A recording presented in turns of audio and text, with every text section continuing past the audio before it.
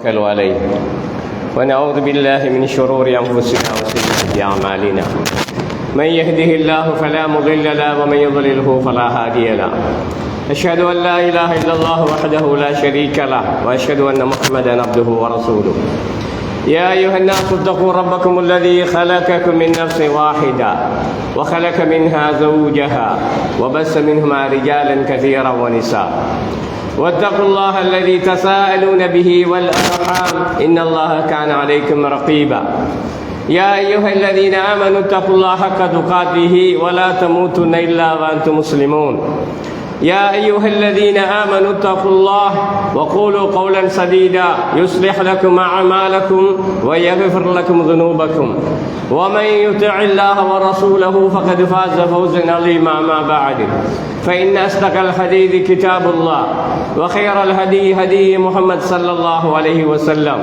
وشر الأمور محدثاتها فإن كل محدثة بدعة وكل بدعة ضلالة وكل ضلالة في النار. அளவற்ற அருளாளனும் நிகரற்ற பேரன்படையவனுமாகிய எல்லாம் வல்ல அல்லாஹ் சுப்ஹானஹு தஆலாவை புகழ்ந்து அவன் உத்தம தூதர் நபிகள் நாயகம் ஸல்லல்லாஹு அலைஹி வஸல்லம் அவர்களின் மீது ஸலவாத்து கூறி அந்த உத்தம நபி அவர்கள் கொண்டு வந்து அறிமுகப்படுத்தி விட்டு சென்ற புனிதமான தீனுல் இஸ்லாம் இந்த உலகத்திலே உயர்வு பெறுவதற்காக வேண்டி தங்களுடைய உடல் பொருள் ஆவிகள் அனைத்தையும் அர்ப்பணித்து வாழ்ந்த உத்தம சஹாபாக்கள், தாபிஈன்கள், தபஉ தாபிஈன்கள், இன்னும் இந்த சத்திய சன்மார்க்கத்தை நபிகள் நாயகம் ஸல்லல்லாஹு அலைஹி வஸல்லம் அவர்கள் இந்த உலகத்துக்கு எவ்வாறு அறிமுகப்படுத்தி விட்டு சென்றார்களோ அதே ரூபத்திலே எந்த விதமான கூட்டலோ குறைத்தலோ வந்து விடாமல் இருப்பதற்காக வேண்டி தூய்மையான உள்ளத்தோடு பாடுபடக்கூடிய அனைத்து ஆண்கள் பெண்கள் மீதும் அல்லாஹ்வுடைய ரஹ்மத் என்ற அருள் உண்டாவதாக என்று கூறி பிரார்த்தித்தவனாக அல்லாஹு சுப்ஹானஹு தஆலா இட்ட கட்டளையாம் யௌமுல் ஜுமாவுடைய கட்டளையை நிறைவேற்றுவதற்காக வேண்டி அவருடைய புனிதமான இந்த மஸ்ஜிதிலே வந்து நன்மையை நாடியவர்களாக அமர்ந்திருக்கக்கூடிய அல்லாஹ்வுடைய நல்லடியார்களே, வயோதிபர்களே, வாலிபர்களே, இளம் சிறார்களே, அல்லாஹு சுப்ஹானஹு தஆலா எவைகளெல்லாம் எங்களுக்கு எடுத்து நடக்குமாறு ஏவி இருக்கின்றானோ அவைகளிலே முடிந்த வரைக்கும் எடுத்து நடந்து வாழ்ந்து வருமாறும், எவைகளெல்லாம் விட்டும் தகர்ந்து வாழ்ந்து வருமாறு எங்களுக்கு வன்மையாக கட்டளை பிறப்பித்திருக்கின்றானோ அவைகளெல்லாம் விட்டும் முற்றாக தவிர்ந்து வாழ்ந்து வருமாறு முதலில் எனக்கும் அப்பால் உங்களுக்கும் நான் வசியத் என்னும் நல்லுபதேசம் செய்கிறேன். அல்லாஹ்வுடைய நல்லடியார்களே, மிக கவலையான, மிக கஷ்டமான, மிக நெருக்கடியான, மிக கைசேதமான ஒரு சூழலிலேயும் காலத்திலேயும் நாங்கள் வாழ்கிறோம். கடந்த 2-3 நாட்களுக்கு முன்பு இந்த நாடு பூராகவும் பெய்த கடுமையான மழையின் காரணமாக இந்த நாட்டிலே பல வகையான பாதிப்புகள் ஏற்பட்டு குறிப்பாக வடக்கிளையும் கிழக்கிளையும் அதிகமான மக்கள் பாதிக்கப்பட்டிருக்கிறார்கள். எல்லா வகையில் நஷ்டமடைந்திருக்கிறார்கள். உயிர் சேதம், பொருட்சேதம், இன்னும் தோட்டம் துறவுகள், ஆடு மாடு பண்ணை என்று எல்லாமே எங்களுக்கு அப்படியே அழிஞ்சி போயிருக்கக்கூடிய சூழலில் நாங்கள் வாழ்கிறோம். அப்படி பார்க்க போனால் நம்மளோட ஊரை பொறுத்த வரைக்கும் அல்லாஹ் தஆலா எல்லா ஊரையும் விட ஓரளவுக்கு சிறப்பாக தான் ஆக்கி வச்சிருக்கிறான். அதுக்கு அடிப்படை காரணம் என்ன? நம்மளோட பொருளாதாரமான ஒரு வாழ்க்கை, ஒரு எல்லாரையும் விட ஒரு அந்தஸ்தான வாழ்க்கை எல்லாம் நமக்கு தந்தபடியா வேற புறப்பாதிப்புகள் எதுவும் இல்லாமல் நாங்கள் வாழ்ந்து கொண்டிருக்கிறோம். அல்லாஹ்வுடைய நல்லடியார்களே, இந்த அழிவு என்று சொல்றது எப்பவுமே வருஷத்துக்கு ஒரு முறையோ அல்லது 2 முறையோ அல்லாஹ் தஆலா நமக்கு ஞாபகம் மூட்டக்கூடிய ஒரு விடயமாக இருக்கிறது. ஏனென்றால் அந்த அழிவை பொறுத்த வரைக்கும் மனுஷன் தெளிவு பெற வேண்டும். காலமெல்லாம் அவன் நினைச்ச மாதிரி அவன் வாழ இயலாது. ஏனென்றால் அவனுக்கு மேல ஒருத்தன் இருக்கிறான் என்றதை அவன் எப்பயுமே உணர தவறி விடுகிறான். ஒரு அரபு அறிஞர் சொல்றாரு, ஒரு உயரத்துல இருந்து ஒரு மனுஷன் நிறைய காசு பணங்கள் அள்ளி வீசுறான் கீழே பூமியில. காசு வந்து கீழே விழுந்த உடனே இதுக்காக வேண்டி மக்கள் முண்டி அடிச்சு கொண்டு அள்ளி ஓடி ஒருத்தருக்கு ஒருத்தர் மோதிக்கொண்டு அந்த காசு அள்ளி எடுக்கிறாங்க. அவங்களுக்கு இந்த காசு எங்கிருந்து வருது, யார் தந்ததுன்றெல்லாம் அவங்க பார்க்கற கிடையாது. அதை அடைகிறதுக்காகவே அவங்களோட முழு நேர காலத்தையும் செலவழிக்கிறாங்க. ஆனா அதே அந்த மனுஷன் மேலே இருந்து ஒரு கல்லை தூக்கி தலையில போட்டா தலையில அந்த கல் வந்து விழுந்தா தான் அண்ணாந்து பார்க்கிறான், இது எங்கிருந்து இந்த கல் வந்துச்சு, இந்த நோவு எங்கிருந்து வந்துச்சு, இந்த துன்பம் எங்கிருந்து வந்துச்சு என்று அண்ணாந்து பார்க்கிறான்.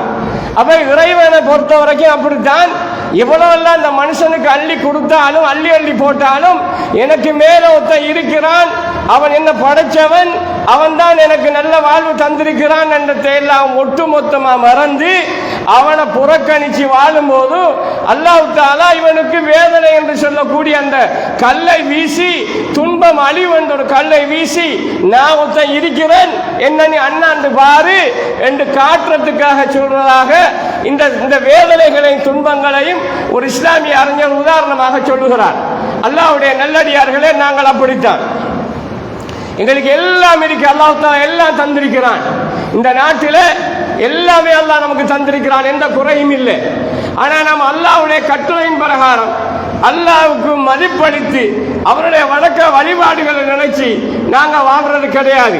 அதனால் அல்லாஹ் தஆலா அழிவு என்ற ஒரு விஷயத்தை கொண்டு வந்து நமக்கு தெளிவை உண்டாக்குறான். இன்றைக்கு பாருங்க, இந்த புயல் காற்று, இந்த மழை, இந்த வெள்ளம், இந்த பூமி அதிர்ச்சி, இது எல்லாம் எங்கிருந்து வருகிறது? அல்லாஹ் படைச்ச படைப்பிலிருந்து வருகிறது. குர்ஆன் அல்லாஹ் சுப்ஹானஹு வ தஆலா சொல்லக்கூடிய செய்தி, யா அய்யுஹன்னாஸ், மனிதர்களே, உபுது ரப்பக்கும், நீங்கள் உங்களுடைய இறைவனை வணங்குங்கள், இறைவனை மட்டும் வணங்குங்கள். ரப்பக்கும் உள்ளதி, அவன் எப்படிப்பட்டவன் தெரியுமா? அவன் ஹலகக்கும், உங்களையும் படைத்தவன், வல்லதீன மின் கபிலிக்கும், உங்களுடைய முன்னோர்களையும் படைத்தவன் அவன் தான். உங்களையும் படைச்சதவன் தான், உங்க வாப்பா அம்மாவையும் படைச்சதவன் தான்.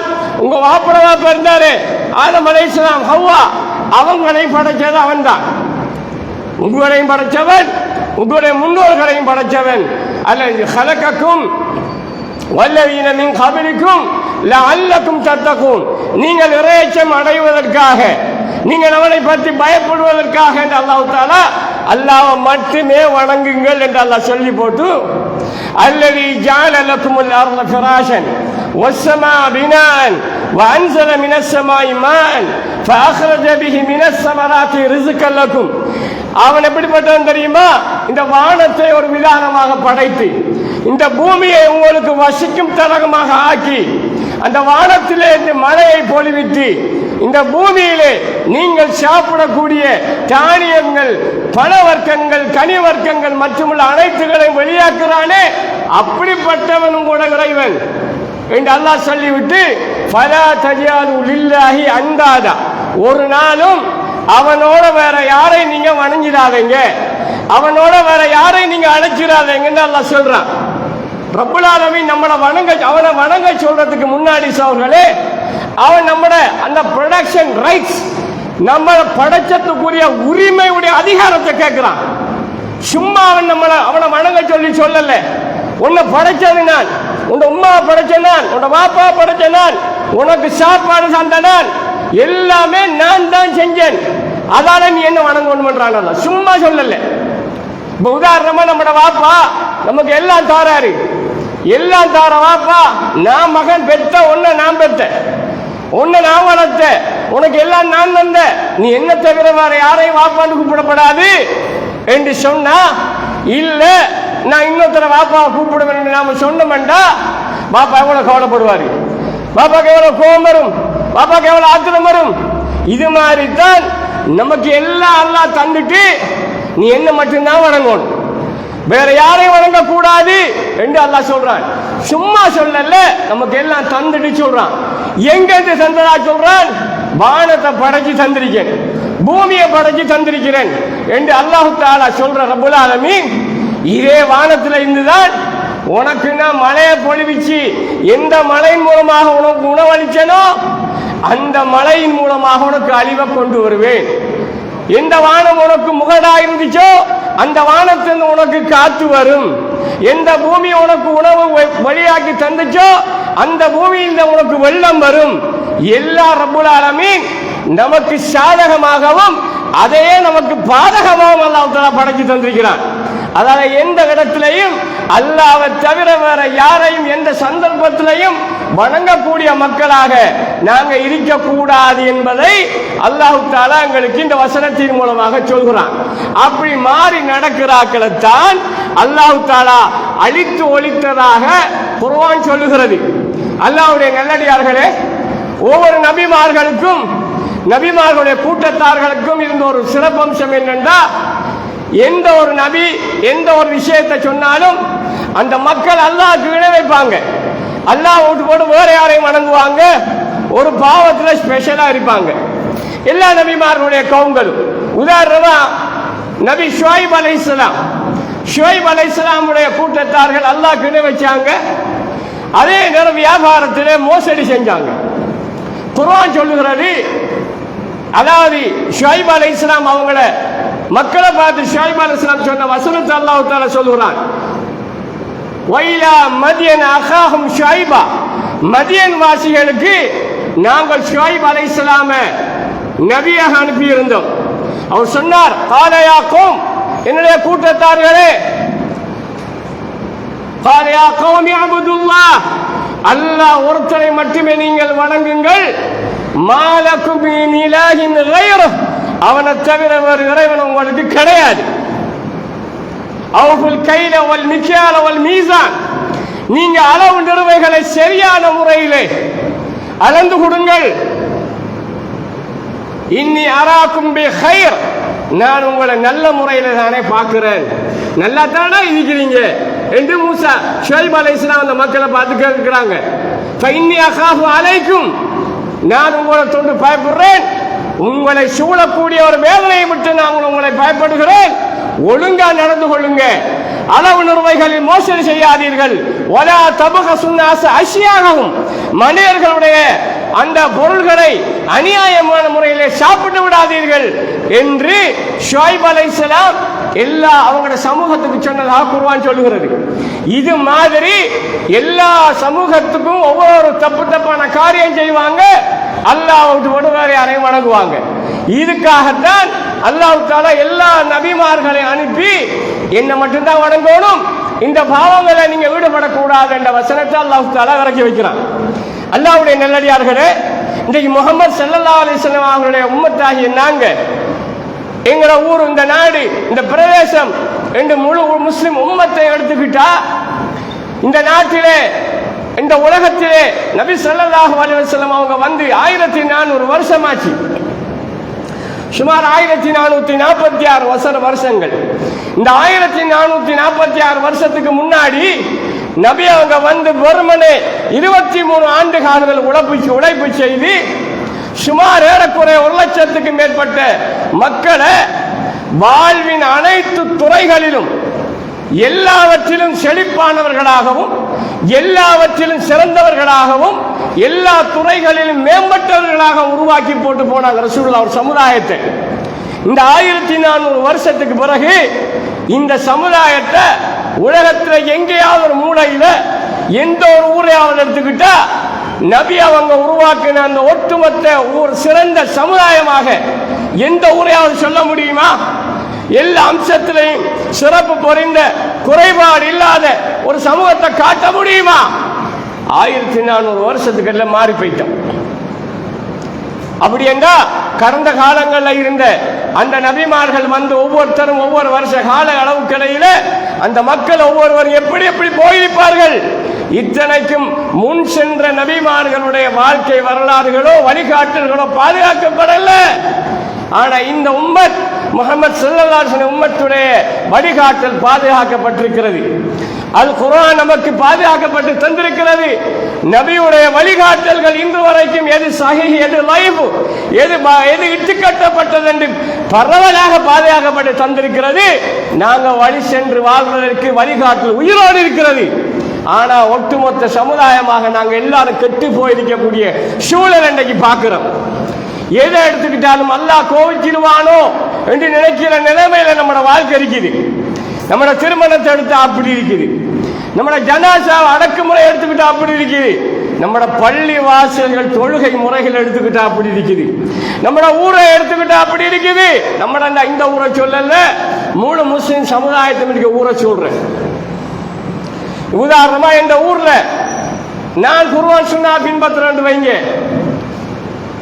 என்னோட சேர்ந்து எல்லாரும் குர்ஆன் சுன்னா பின்பற்றுறார்கள். எந்த பாப்பா மௌத்தா போயிட்டாரு, அடக்கிறதுக்கு நான் கொண்டுகிட்டு போனா எந்த வாப்பாவை என்ன படைச்ச ரப்புல் ஆலமீன் காட்டி தந்த வழியின் பிரகாரம் என்னுடைய நபி எனக்கு காட்டி தந்த பிரகாரம் நான் நடக்க ஏறாது. என்ற ஊர்ல அங்க ஊர்ல பெரிய பள்ளி வரும். நீங்க நினைச்ச மாதிரி நான் செய்யலாது. அது ஊர் வழியில தான் நாங்க செய்வோம். ஊர் முறைப்படி தான் செய்வோம் என்று எதிர்ப்பாங்க. பள்ளி மௌலவிக்கும் எனக்கும் உள்ள வித்தியாசம், எந்த வாப்பாக்கு நான் செய்கிற பிரார்த்தனையில உயிரோட்டம் இருக்குமா, பள்ளியில் இருக்கிற மௌலவி கேட்கிற அந்த பிரார்த்தனையில உயிரோட்டம் இருக்குமா? நான் தொழில் கேளாது, எந்த வாப்பாக்கு நான் பிரார்த்தனை செய்ய இயலாது. பள்ளி சம்பளத்துக்கு கூலி வச்ச மௌலவி தொழிப்பாரு, அவரு துவா செய்வாரு. இது யார் உருவாக்குற சட்டம்? இது எப்படி இந்த சட்டம் ஊருக்குள்ள வார? ஒரு கல்யாணத்தை நான் செய்யலாது, என்ற பிள்ளைக்கு நான் விரும்புகிற பிரகாரம் அல்லாட மார்க்க சொன்ன பிரகாரம் செய்யலாது. ஊர் தலைமைத்துவம் வரும், ஊரா பெரிய மனுஷன்ல வருவாங்க, அப்படியெல்லாம் செய்யலாது. நீங்க நாங்க சொல்ற மாதிரி தான் செய்யணும். இருந்தா ஊர்ல இருங்க, எல்லாரும் ஊரை விட்டு போட்டு போங்க என்று சொல்றாங்க எத்தனையோ ஊர்கள்ல. அப்ப அல்லாஹ் நபி அனுப்பி ஒரு வழிகாட்டலை தந்து நானோ நீங்களோ அதை செய்யணும் என்று விரும்புனா அப்படியெல்லாம் செய்யலாது நீங்க என்று சொன்னா அல்லாஹ் கோய்ப்பானா கோய்க்க மாட்டானா? இந்த ஒட்டுமொத்த சமூகம், முஸ்லிம் சமூகம் விளங்க வேண்டிய, திருந்த வேண்டிய காலம் இது. எல்லாரும் எல்லாம் செய்வாங்க.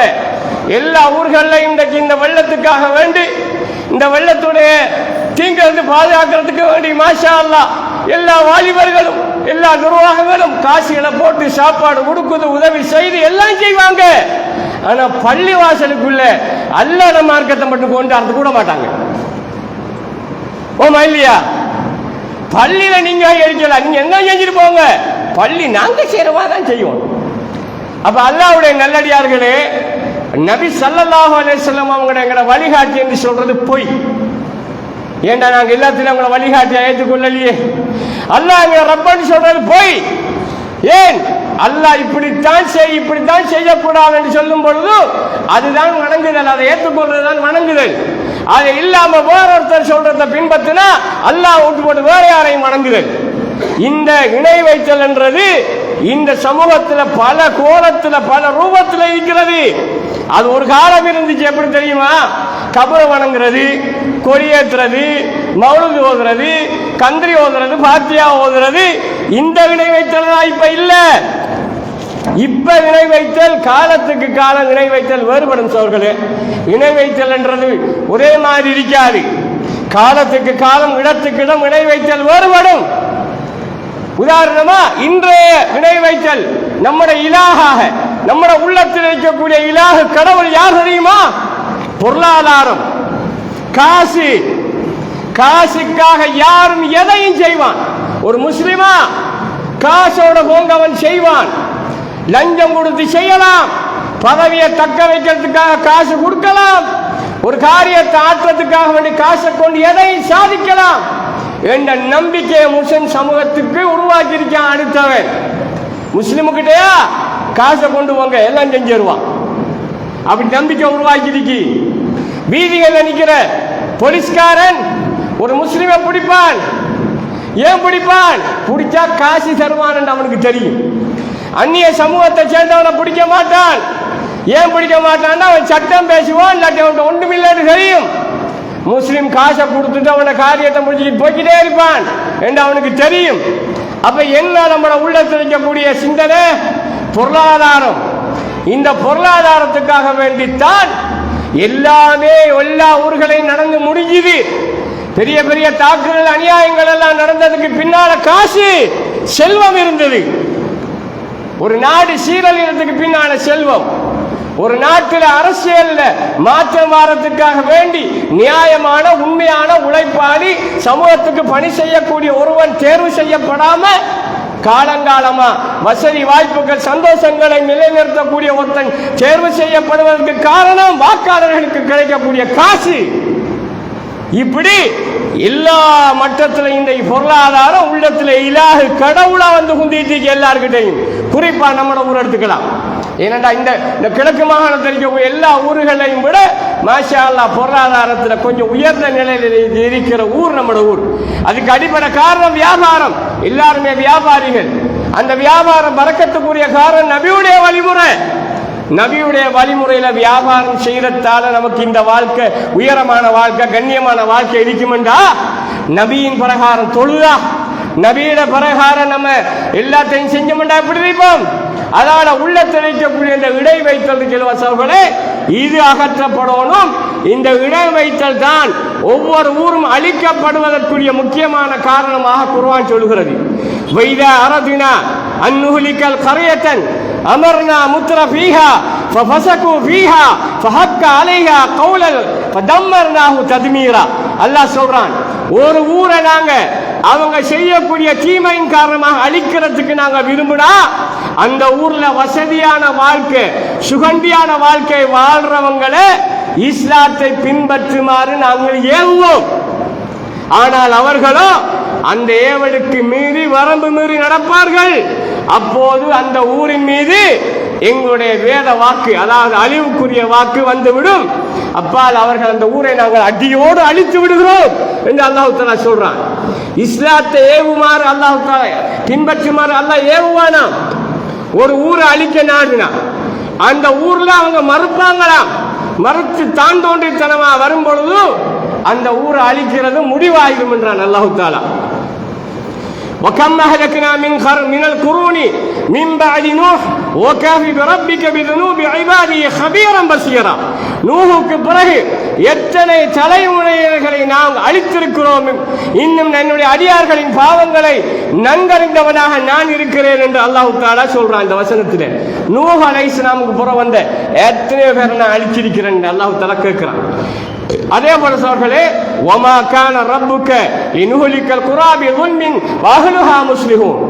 நபியே, ஒரு ஊராரை அந்த ஊரார் சீர் திரிந்து கொண்டிருக்கும் பொழுது ஒரு நாளும் அநியாயமாக உன்னுடைய இறைவன் அழித்து விட மாட்டான் என்று குர்ஆன்ல 11வது அத்தியாயத்தில் 114 வசனத்தில் அல்லாஹ் சொல்றான். இந்த வசனங்களில் வரக்கூடிய ஹலக்க, அழிவு என்ற வார்த்தைக்கு இஸ்லாமிய தஃப்சீருடைய அறிஞர்கள் சொல்லக்கூடிய விளக்கம் என்ன தெரியுமா சொல்களே? அழிக்கிறண்டா ஒரே அந்த ஊரை அழிக்கிறது இல்ல. அழிவண்டா அந்த ஊர்ல சமூக கட்டுப்பாடு அல்லாஹ் தஆலா இல்லாமல் ஆக்கிடுவானா. சமூகம் கட்டுப்படாது. சமூக கட்டுப்பாடு அல்லாஹ் தஆலா இல்லாமல் ஆக்கிடுவான். மக்களுக்கு மத்தியிலே பிளவையும் பிரிவினையும் அல்லாஹ் தஆலா உண்டு பண்ணிடுவான். அதுபோல சோர்களே, இழிவையும் அவமானத்தையும் அடிமைத்தனத்தையும் ஏற்றுக்கொண்ட சமூகமாக அந்த சமூகம் மாறும். இந்த நிலை என்றது பொதுவாக ஹலக்க, அழித்தல் என்ற வசனத்துக்கு ஒப்பாக இருக்கிறது என்று இஸ்லாமிய அறிஞர்கள் இந்த வார்த்தைக்கு விளக்கம் சொல்றாங்க. அல்லாஹ்வுடைய நல்லடியார்களே, நம்மளை நாம் சீர் செய்து கொள்ள வேண்டும். இல்லைன்னா நாம் ஒட்டுமொத்தமாக அழிக்கப்படுவோம் என்ற செய்தியை குர்ஆன் சொல்லுகிறது. அதுல நம்முடைய ஈமான், நம்முடைய நம்பிக்கை எப்படி இருக்கு என்று பார்க்கணும். இதுவரைக்கும் அல்லாஹ் பற்றி உள்ள நம்பிக்கை, அல்லாஹ்வுடைய சிபத்து, அவருடைய குணாதிசயங்கள், பண்பாடுகள், இதனை பற்றி உள்ள அறிவு நமக்கிட்ட எப்படி இருக்கு, நாம் எப்படி விளங்கி வச்சிருக்கிறோம் என்று பார்க்க வேண்டிய தேவை இருக்குது. அதே போல நபியை பற்றியோட பார்வை எங்கள்கிட்ட எப்படி இருக்குது என்றதை பார்க்க வேண்டிய தேவை இருக்குது. அதே போல நம்மளோட இபாதத்து, நம்மளோட வணக்க வழிபாடுகள் இதெல்லாம் எப்படி இருக்குன்னு பார்க்கணும். காலமெல்லாம் தொழுதுகிட்டு இருக்கிறது இல்ல, ஒரு நாள் தொழுதாலும் உருப்படியான தொழுகையாண்டு பார்க்கணும். வருஷக்கணக்கில் தொழுகிறது இல்ல, வாழ்நாள்ல ஒரு நாள் தொழுதாலும் நபி வழி பிரகாரம் தொழுதிருக்கிறான்னு பார்க்கணும். வருஷத்துக்கு 50 ரக்கா ஹஜ்ஜிக்கு வர ஆயுஷ்ல 50 ரக்கா ஹஜ்ஜிக்கு போறல்ல, ஒரு ரக்கா போனாலும் சுத்தமான சம்பாத்தியமா நபி காட்டின வழிமுறையாண்டு பார்க்கணும். இல்லைண்டா அவ்வளவு வேஸ்ட், குப்பையில கொண்டு வீச வேண்டி வரும். ஏனென்றா நம்ம இஷ்ட பிரகாரம் நடக்கிறதுக்கு அல்லாஹ் ஒரு மார்க்கத்தை அனுப்பல. ஒரு நபியால அனுப்புனது, ஒரு தூதர் அனுப்புறதுக்கு இப்படி வாழ வேண்டாம் சொல்றதுக்காக. நம்ம இஷ்ட பிரகாரம் நாம செய்ய முடியாது, அதை புரிஞ்சு கொள்ளணும். அந்த புரிதலுக்காகத்தான் வருஷத்துக்கு ஒருக்கா 2 தரக்காவது இப்படியான சோதனைகளை அல்லாஹ் தஆலா ஏற்படுத்துகிறான். அல்லாஹ்வுடைய நல்லடியார்களே, கடந்த முன் சென்ற சமூகத்தில் உள்ள ஒரு ஊரை பற்றி அல்லாஹ் குர்ஆன்ல சொல்றான். பதரப அல்லாஹு மஸலன் கரியத்தன் கானத் ஆமினத்தன் முத்மஇன்னத்தன் யஅதீஹா ரிஸ்குஹா ரகதன் மின் குல்லி மக்கான். மேலும் அல்லாஹ் ஒரு ஊரை அவர்களுக்கு உதாரணமாக சொல்லுகிறான். நமக்கு அல்லாஹ் சொல்றான், அந்த ஊர் அச்சமில்லாமலும் நிம்மதியுடனும் ஆமினத்தன் முத்மஇன்னா, ஆமினத்தன் முத்மஇன்னா, அச்சமில்லாமலும் அமைதியுடனும் நிம்மதியுடன் இருந்தது. அந்த ஊருக்கு தேவையான உணவுப் பொருட்கள் அனைத்தும் மக்கான், அந்த ஊருக்கு தேவையான அனைத்து பொருள்களும் எல்லா ஊர்களிலும் இருந்து மிக இலகுவான முறையில் அல்லாஹ் தஆலா அந்த ஊருக்கு கொண்டு வந்து சேர்த்தான் என்றால் அவர்கள் மறுதலித்தார்கள், அல்லாஹ்வுக்கு நன்றி மறந்தார்கள், நிராகரித்தார்கள். எனவே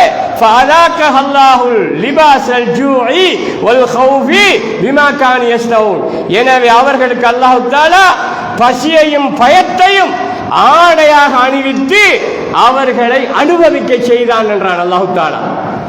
இந்த லிபாஸ் என்ற வார்த்தைக்கு ஆடை என்ற அர்த்தம், ஹவுஃப் வல் ஜூ என்ற பசியும் பயமும் என்ற அர்த்தம். அல்லாஹ்வுடைய நல்லடியார்களே, ஒரு மனுஷன் எது இல்லாமலும் எந்த நேரம் இருப்பான், ஆடை இல்லாமல் இருக்க மாட்டான். படுக்க போனாலும் அவனுக்கு ஆடை தேவை. அந்த ஆடை அல்லாஹ் உதாரணமா சொல்றான், அவனுக்கு பசியையும் பயத்தை நாங்க ஆடையாக அனுபவிச்சு அவனை நாங்க அனுபவிக்க வச்சோம்ன்றான் அல்லாஹ் தஆலா அந்த ஊருக்கு. அப்ப ரப்பல் அல்லாஹ் பார்த்தோம், நாம படுக்க போனாலும் நம்மளோட ஆடையாக நமக்கு பயம் இருக்கும், பசி இருக்கும். இந்த நிலை வராமல் இருக்கணும்டா அந்த அல்லாஹ் அந்த ஊரை உதாரணம் சொல்றானே அதை புரிஞ்சு கொள்ளணும். இன்னொரு இடத்துல அல்லாஹ்ட வேதனை இறங்கின ஊரை அல்லாஹ் சொல்றான், வலவ் அன்ன அஹ்லல் குரா ஆமனு வத்தகவு லஃபதஹ்னா அலைஹிம் பரக்காத்தின் மினஸ் ஸமாஇ வல் அர்த். நிச்சயமாக அந்த ஊர் மக்கள் ஈமான் கொண்டு அல்லாஹ்வுக்கு பயந்து நடந்திருந்தால் நாம் அவர்களுக்கு பரக்காத்தின் மினஸ் ஸமாஇ வல் அர்த், வானத்துடைய பூமியுடைய பரக்கத்துடைய வாசல்களை நாம் திறந்து விட்டிருப்போம் என்று அல்லாஹ் சொல்லிவிட்டு ஃபஅഖذناهم بما كانوا يكسبون என்றாலும் அவர்கள் நம்மளை நம்பாது பொய்ப்பித்தார்கள். ஆகவே அவர்கள் செய்து கொண்ட பாவத்தின் காரணமாக நாம் அவர்களை பலமாக பிடித்துக் கொண்டோம் என்று அல்லாஹ் தஆலா சொல்றான். இதெல்லாம் அல்லாஹ் சொல்லக்கூடிய எச்சரிக்கையான விஷயங்கள் அவர்களே. இப்படி நிறைய விஷயங்கள் இதுல வருகிறது. அதனால நம்மட விஷயங்கள்ல நாம புரிஞ்சு கொள்ள வேண்டிய முக்கியமான விஷயங்கள்ல அல்லாஹ்க்கு இணை வைக்கிற வணக்க வழிபாடுகளுக்கு எந்த இடத்திலுமே போயிடக்கூடாது. நான் சொன்னேனே, இணை என்றது காலத்துக்கு காலம் வேறுபடும். சில நேரங்களில் இது இணையாக கூட இருக்குமான்னு சந்தேகம் வரும். உதாரணமா, நான் இந்த ரோட்டில் என் வீட்டுக்கு முன்னாடி கல்ல மண்ணை குமிச்சு போடுறேன். ரோட்டுக்கு இடைஞ்சலா இருக்குது, போக்குவரத்துக்கு இடைஞ்சலா இருக்குது. ஒரு ஆள் வந்து சொல்றாரு, ஐயா இந்த கல் மண்ணெல்லாம் அப்படி போட்டு வச்சிருக்கீங்க, போக்குவரத்துக்கு இடைஞ்சலா இருக்கு, இதை கொஞ்சம் எடுங்கன்னு சொன்னா அந்த இடத்துல ஹாஜியார் எப்படி பேசணும்? சரிதாமரே, எனக்கு எடுத்துக்கலா, இந்த சின்ன ஒரு ரோட்டு ஒன்று செஞ்சுக்கலா, அள்ளி போட்டுக்கலா, அல்லாக்கா மன்னிச்சிரு, வேற பக்கத்தால் போ என்று சொல்லாம உன்னால் ஏற்றதை பாரு, உன்னால் ஏற்றதை பாரு, எங்கே போய் பொலிசி போறியா போ, ஜிஎஸ்ட போ, இல்லாட்டி ஜிஎட்ட போ, உன்னால் ஏழ்மான போலாம் பார்த்துக்கடா ரெண்டு பேசுகிற ஆஜி மாதிரி இருக்கிறார். அப்படி என்றால் கண்ணையும் அர்த்தம், நீ எங்கிட்டாலும் போ, எனக்கு ஒன்றும் செய்யலாது, எனக்கு ஒன்றும் செய்யறதுக்கு இந்த உலகத்தில் எவனும் கிடையாது, நான் தான் பெரியாள், என்னோட போய் எவன்டா இருக்காது என்று கேட்கிற மாதிரி வாக்கியம் தான் அது. அப்போ ஒன்றை விட பெரிய அளவு இருக்கான இடத்த மறந்துட்டு தானே நீ பேசுற. அப்ப அந்த இடத்துல இணை வைத்தல்ன்றது யாரை கொண்டு வருது? ஒன்ன நீ அல்லாஹ்வாக்கிக்கிற இடம் அது, ஒன்ன நீ அதிகார பலத்தில் கொண்டு வர இடம் அது. என்ன யாரும் சாய்க்க இயலாது, என்ன உலகத்துல யாரும் வெல்ல இயலாது, என்னை விட இந்த ஊர்ல எவனும் பெரியவன் இல்லை என்று எவன் மனசுல விரும்பாப்பு கொள்றானோ அவன் அந்த இடத்துல அல்லாத இடத்துக்கு வாரான். இது ஒரு வகையான இணை வைத்தல். இணை வைத்தல் நீங்க நாமளா வழங்கி வச்சுட்டு கபரு வணக்கம், அல்லாத கையேந்துறது, இது அதுதான். இது நவீன கால லேட்டஸ்ட் ஜஹீலிய நவீன கால இணை வைத்தல்.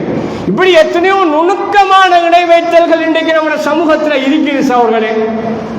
இதை களையோடும். அதால தான் ரப்புல் ஆலமீன் இந்த அழிவுக்கான எல்லா காரணங்களையும் பார்க்கும்போது, எல்லா சமுதாயத்தார்கள் அழிக்கப்பட்ட காரணங்களை பார்க்கும்போது, இந்த அழிவுக்கு பின்னால அல்லாஹ்வுக்கு இணை வைக்கிறதும் பெரும் பெரும் பாவங்கள் ஒன்றும் செய்ததைத்தான் நம்ம சமூகத்தை ஒவ்வொரு நபிமார்கள் விஷயங்கள் அல்லாஹ் நமக்கு படிப்பனையாத்தார்.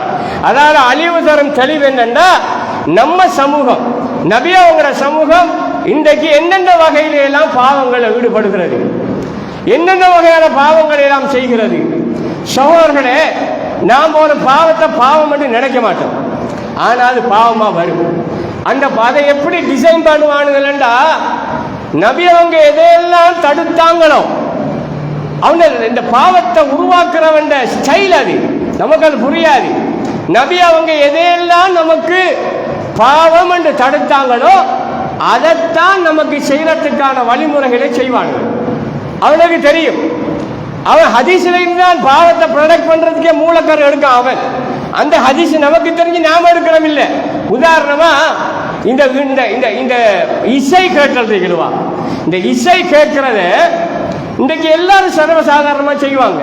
நானும் ஒரு காலத்துல செஞ்சால்தான் அது ஒரு பாவம் மாதிரியே தெரியல கிடையாது. இசை பாட்டு நல்லா தொழுவுறாங்க, நோம்பு பிடிக்கிறவங்க எல்லாருக்கிட்டே அந்த குணம் இருக்கு. இந்த பள்ளிகளுடைய வயசான பழைய ஆக்கள் கூட பழைய காலத்து எம்ஜிஆர் சிவாஜி பாடல்களை இன்றைக்கு போட்டாலும் ரசிப்பாங்க, சொல்லுவாங்க தான் இந்த காலத்து பாட்டுகள் சரியில்லை, அந்த காலத்து பாட்டு நல்ல மனு சொல்லி கேட்பாங்க. அப்படியான டைப் எல்லாம் இருக்கிறாங்க. அப்ப என்னடாண்டா இந்த இது எதை உண்டாக்கும் தெரியுமா? நயவஞ்சகத்தனத்தை உண்டாக்கும். ரசூலுல்லாஹ் சொன்னாங்க, இந்த முனாஃபிக் தனத்தை இசை இருக்கிறது, இது முனாஃபிக் தனத்தை உண்டாக்கும். தெளிவா சொல்லிட்டாங்க. நீங்க நல்லா பாருங்க, அல்லாஹ்வுடைய ரசூல் தடுத்த பாவங்கள் எல்லாமே இன்பமா இருக்கும். தொழுறதுக்கு இன்பம் இருக்காது. நான் இன்பத்தில் தொழுறேன்னு ஒருத்தன் சொன்னாடா அது போய் சொல்றான். அப்படி ஒன்றே கிடையாது. அது சூபியாக்கள் வழிகட்டவன்கள் தான் அப்படி கணக்கு விடுறேன். நாங்கள் என்னமோ அல்லாஹ்வை நினைச்சு வாழ்ந்துக்கிட்டீங்கன்னா டூப்பது. ஏன்னா நபி அவங்களுக்கு தெரியாத தொழுகையா நான் கேட்கிறேன். நபி அவங்க தொழுதுகிட்டு மறந்துருக்காங்கன்னு செய்தி வருகிறது. நபி அவங்க தொழுதுகிட்டு இருக்கும் பொழுது இப்படி ஒரு ஆளை விட்டு பிடிக்கிற மாதிரி கையை காட்டிருக்காங்கன்னு வருகிறது. நபி அவங்க தொழும்போது பின்னால குழந்தைகள் கத்துற சத்தம் என்ன கேட்குறேன்னு சொல்றாங்க. இப்படியெல்லாம் மெய்நிலை மறைஞ்சி நபி அவங்களே தொழல. எவனாவது ஒருத்த மெயின் நிலை மறந்து நான் தொழுகிறேன்னு அவன் ஜெயித்தான். அவளை இங்கே அவன் மனுஷன் அடிக்க முடியாது. அப்ப என்னத்துக்கு ரசூலுல்லாஹ் சொல்றாங்கண்டா, உணர்வுகளோட சம்பந்தப்பட்ட விஷயம் பாவங்கள் இன்பமா இருக்கு. நல்லா வளைக்குங்க. ஒன்று செய்யாது இன்னும் செய்யணும் போல இருக்கும். பாட்டு கேட்குறீங்களா, புது பாட்டு கேட்க ஆசைப்படும். படம் பார்க்குறீங்களா, புது படம் பார்க்க ஆசைப்படும். ஏண்டா பாவத்தில் தன்மை இன்பம். அந்த இன்பம் எதை கொண்டு வரும்னா நயவஞ்சகத்தனத்தை கொண்டு வரும். உள்ளத்தில் ஒன்று வச்சு புறமண்டு பேசக்கூடிய தன்மை வரும். அது வந்துச்சேண்டா என்ன செய்யும்? நம்மளோட குர்ஆன் ஹதீஸை மடக்கடிச்சு போடும். ரசூலுல்லாஹ் சொன்னாங்க, உள்ளம் இருக்கலுவா, இந்த உள்ளத்தில் ரெண்டுல ஒன்று தான் இருக்கும். ஒன்று ஈமான் இருக்கும், இல்லாட்டி நயவஞ்சகம் இருக்கும். நயவஞ்சகம் வந்தால் ஈமான் போயிடும், ஈமான் வந்தால் நயவஞ்சகம் போயிடும். இப்போ பாட்டை பொறுத்த வரைக்கும் நல்லா நீங்க உண்மையாக ஒத்துக்கொள்ளணும். நான் பாட்டெல்லாம் என்ன அசைக்குமாண்டு அது நாடகம்லாம் நாடகம். நீங்க நல்லா தெளிவா விளைக்கொள்ளணும். பாட்டு ஒரு மனுஷனை அடிமையாக்கும். அதுல தன்மாரி ஏன்னா நபி அவங்க தடுத்ததுக்குரிய ரேசன் அடிமை. நல்லா பாருங்க, அடிமையாக்கு அல்லாஹ்வுக்கு அடிமையாக, மனுஷனுக்கு அடிமையாகிறியா, பாட்டுக்கு அடிமையாகிறியா, காணிக்கு அடிமையாகிறியா, காசுக்கு அடிமையாகிறியா, அப்து. இப்ப அப்து என்ற வார்த்தை இருக்கா, அதுதான் அடிமைத்தனம் என்றா ரப்பு. அவன் அல்லாஹ் ரப்பு ஆகிடுவான். அது மாதிரி இசைக்கு நாம் அடிமையாக இசை ரப்பாயிரும். அப்ப இங்க சிறுக்கு இடை வைத்தல் வந்துடும். அப்ப பாருங்க, இந்த இசைக்கு அடிமை ஆயிட்டா ஒரு மனுஷன் இயற்கையா உள்ளவெல்லாம் பைத்தியகாரமா ஆயிடுவான். ஒரு யூனிவர்சிட்டியில படிச்சுட்டு வர டாக்டர், அவன் எவ்வளவு பெரிய இடத்துக்கு வந்து பெரிய விஓஜி, அதுக்கு மேல போய் அதுக்கு பெரிய கன்சல்டன்ட் வந்து பெரிய இடத்துக்கு வந்தாலும் அவர் ஒரு ஜென்டில்மேன் ட்ரெஸ் தான் இருப்பார், ஒரு நாகரிகமான ஆடை அணிஞ்சிருப்பார். அவரை பார்த்தா டாக்டர்ன்னு சொல்லக்கூடிய மாதிரி இருக்கும். அதே நேரம் இங்கே பாட்டு படிக்கிறவனை பாருங்க, பாட்டு படித்து சாதாரணமாக தெருவில் பஸ்ஸில் பாட்டு படிச்சு தெரிஞ்சவன் பிறகு ஒரு மியூசிக்கலில் பாடகராகி, ஐலேண்ட் வைட் பாடகராகி, இன்டர்நேஷனல் லெவலில் பாடகராகினா அவன் பைத்தியக்காரனை போலவான். தலையை இப்படி வளர்த்து சட்டையை பிச்சு போட்டு ஒரு பக்கத்தால் நெஞ்ச கிழிச்சு இப்படிலாம் இருப்பான். அப்படியே லூச மாதிரி ஒருத்தனை மாற்றுது பாருங்க. அந்த இசையும் பாட்டும் சாதாரணமான மனுஷனை லூச மாதிரி மாற்றுறது. அதுக்கு காரணம் அவன் டோட்டலி அடிமையாகிறான். அதுக்கு அடிமையாகனா அவன் ரப்பை அப்தாயிடுவான். அல்லாஹ் அவனுடைய இசை கருவிகளும் அந்த இசையும் அந்த பாடலும் அவனுக்கு ரப்பாயிடும். இப்ப ரப்புல் ஆலமீன் சொன்னானே, நீங்க என்ன மட்டும்தான் வணங்குங்க. ஊபூது என்ற வார்த்தையில அபுது என்ற வார்த்தை பிறந்தது. ஊபூது என்றா நீங்க என்ன மட்டும் வணங்குங்க அர்த்தம் மட்டும் இல்ல, நீங்க எனக்கு மட்டும்தான் அடிமையாகி கிடக்கணும் என்று அல்லாஹ் தஆலா சொல்லக்கூடிய செய்தி சொல்றது. இப்படி புரிஞ்சு கொண்டா இணை வைத்தல் ஒரு நாள் நம்மளை அசைக்காது. அதை விரும்பாம நாம வாழ்க்கையில பழகணும். இன்றைக்கு இந்த உலகத்தில் நம்ம நாட்டில் நடக்கக்கூடிய எல்லா அழிவுகளுக்கு பின்னாலேயும் வருஷத்துக்கு ஒருக்காவோ 2 வருஷத்துக்கு ஒருக்காவோ அல்லாஹ் தஆலா மேல இருந்து நமக்கு கல்லறிகிறான், நமக்கு நோகடிக்கிறான், நோகடிக்க வைக்கிறான், நிமிந்து வாரி நாமத்தை இருக்கிறேன் என்று சொல்றான். அதுக்குத்தான் இந்த ஒவ்வொரு அழிவுகளும் வருகிறது. நான் கேட்கிறேன், நேற்று வரைக்கும் மழையா பெய்ய வச்ச ரப்புல் ஆலமீனுக்கு அதை காத்தா கொண்டு வர பெரிய வேலையா? இங்க நகர்த்த வேண்டிய என்ன தேவை இருக்கு? நான் கேட்கிறேன். அதான் ஆயிஷா அம்மா சொல்றாங்க, நபி ஸல்லல்லாஹு அலைஹி வஸல்லம் அவங்களோட காலத்துல வானத்துல நிறத்த மாறு கருநிற கூட்டத்தர முகில கண்டுட்டாங்கடா நபி. அவங்க வீட்டுக்குள்ள இது நிம்மதி அடிக்க மாட்டாங்க, முன்னுக்கு வாரையும் போறையுமா இருப்பாங்க. அப்ப ஆயிஷா அம்மா கேட்டாங்களாம், அல்லாஹ்வோட தூதரே, இந்த வானம் மற்ற நிறம்லாம் நல்லா இருக்கிறீங்க, இந்த வானம் இருண்டு போயிட்டா உங்களோட நிலைமையே இப்படி இருக்குதுன்னு சொன்னோன்னே, ஆயிஷா இந்த வானத்தில் இருக்கக்கூடிய இந்த கருமுகில் இருக்கே இது மழையை தான் பெய்யும் என்று எப்படி நம்புற? இப்படித்தான் ஆது கூட்டத்தார், ஹூது நபியுடைய சமூகம் இருந்தாங்களே ஆது கூட்டத்தார், அவங்களுக்கு இப்படித்தான் வானம் கருத்துச்சு. அவங்க எங்களுக்கு மழை பெய்ய போகுதுன்னு சந்தோஷமா இருந்தாங்க. ஆனா அவங்களுக்கு அதால நெருப்பாலான மழை பெஞ்சிச்சு. அது மாதிரி இந்த வானம் மழைதான் பெய்யும் என்று எப்படி ஆயிஷா சொல்ற? இந்த உம்மத்தை நினைச்சு நான் கவலைப்படுறேன் என்று ரசூல் ஸல்லல்லாஹு அலைஹி வஸல்லம் உம்மத்தின் மீது இறக்கப்பட்டுருவாங்க. அழிஞ்சு போவோம், நாம அழிஞ்சு நாசமா போயிட்டோம்டா இஸ்லாத்தை உலகத்துல வாழ வைக்க ஆக்கள் எல்லாம் போயிடும். அதுக்காக கவலைப்படுவாங்க நபி அவங்க. ஆயிஷா தொடர்ந்து சொல்றாங்க, மழை பெஞ்சிட்டா ரசூலுல்லாஹ் முகத்துல மலர்ச்சியை காணுவாங்க. மழை பெஞ்சிட்டு அல்ஹம்துலில்லாஹ் இது அல்லாஹ்வோட அருள் என்றுவாங்க. மழை பெஞ்சா அல்லாஹ்வோட அருள் என்று சொல்லுவாங்க. இன்றைக்கு பாருங்க சொல்லு, காற்று தாளமுக்கம் அது இதென்று சொல்லி காரியங்கள் சொல்லிக்கிட்டே இருந்தாங்க. அது மழையா பேஞ்சி எவ்வளவு பேஞ்சி வளவு நிறைய பூமி நின்று என்னதான் பஞ்சம் வந்தாலும் ஒரு பெரிய அழிவு கிடையாது. அது பெரிய அழிவு கிடையாது. இந்த தண்ணி வத்தினிச்சு, சாப்பாடு ஆக்கப்படுது, தின்படுது, எல்லாம் முடிஞ்சு பழையபடி நாளைக்கு ஓகே, எல்லாம் முடிஞ்சிடும் நாளைக்கு. அதே நேரம் அது காத்தா வந்திருந்தா என்ன நிலைமை? எத்தனை கோடி ரூபாய் பொருளாதாரம், எத்தனை உயிர் சேதங்கள் திடுகூறா வரும். ஒவ்வொரு அழிவுகளையும் இந்த நாட்டில் ஒவ்வொரு 25 வருடத்துக்கு பிறகு சந்திச்சாக்கள் தாங்க. 1955ஆம் ஆண்டு பெரிய ஒரு வெள்ளத்தை சந்திச்சிருக்கு இந்த நாடு. அதுக்கு பிறகு 77ஆம் ஆண்டு பெரிய ஒரு சூறாவளி, அதுக்கு பிறகு ஒரு சுனாமி, அதுக்கு பிறகு இன்னும் ஒரு பெரிய ஒரு ஆபத்து வரல. எல்லாம் சாதாரணமான விஷயங்கள். இதுக்கு அலட்டி கொள்றது இல்லை. இது அல்லாஹ் செஞ்சதுக்கு அல்ஹம்துலில்லாஹ், இதோட போடி செஞ்சு நன்றி செலுத்திக் கொள்வோம். அப்படி அல்லாஹ்க்கு நன்றி செலுத்தக்கூடிய மக்களாக நம் அனைவரையும் அல்லாஹ் சுப்ஹானஹு வ தஆலா ஆக்கிருவானாக. வாஹிரு தஅவானா அல்ஹம்துலில்லாஹி ரப்பில் ஆலமீன். إن الحمد لله نحمده ونستعينه ونستغفره ونؤمن به ونتوكل عليه ونعوذ بالله من شرور أنفسنا وسيئات أعمالنا من يهده الله فلا مضل له ومن يضلله فلا هادي له أشهد أن لا إله إلا الله وحده لا شريك له وأشهد أن محمدا عبده ورسوله أما بعد. அல்லாஹ்வுடைய நல்லடியார்களே, அல்லாஹ்க்கு இணை வச்ச கூட்டம் ஒவ்வொருத்தரையும் அழிச்சதை பற்றி அல்லாஹ் சொல்லும்போது நபி நூஹ் அலைஹிஸ்ஸலாம் அவங்கள அந்த வரலாறை பற்றி அல்லாஹ் குர்ஆன்ல சொல்லி காட்டுறான். சூரத்து நூஹ நீங்க படிச்சு பாருங்க. அதுல அல்லாஹ் தஆலா நூஹ் அலைஹிஸ்ஸலாம் சொன்ன செய்திகளை சொல்ல நேரம் காணாது, 10 நிமிஷம் தாண்டிக்கு. அதான் சூரத்து நூஹ ஃபுல்லா படிங்க. போய் வீட்டை குர்ஆன் எடுத்து வச்சு சூரத்து நூஹுல இருக்கக்கூடிய விளக்குகளை ஃபுல்லா படிங்க. அடுத்த சகோதரர்களே, இந்த இணை வைத்தல்ல இந்த வருஷம் நான் அச்சப்படுறது, வருஷம் நான் எப்பயுமே அச்சப்படுவேன். எப்ப தெரியுமா? இந்த டிசம்பர் மாதம் 25ஆம் தேதி மிக மிக ஆபத்தான ஒரு நாள் இந்த நாட்டில் முழு உலகத்திலையும். உங்களுக்கு தெரியும், இந்த சுனாமி வந்தது ஒரு டிசம்பர் 26 காலை அதிகாலை. அந்த 25ஆவது இரவு முழு உலகம் எங்கும் மாஸ் ஆஃப் கிறிஸ்மஸ் என்று சொல்லக்கூடிய இயேசு கிறிஸ்து பிறந்த தினத்தை இந்த உலகமே கொண்டாடிச்சு. இந்த உலகமே கொண்டாடி விடிய விடிய கோயில்களையும் விடிய விடிய ஆராதனைகளையும் ஈடுபட்டு போட்டு ஒரு மனுஷனை கடவுளாக்குறது மட்டுமில்லாம கடவுள்ற புள்ளன்னு சொல்லி போட்டு இந்த உலகமே கொண்டாடி போட்டு படுத்தவங்க தான் அதிகமானவங்க காலையில் எழும்பல்ல.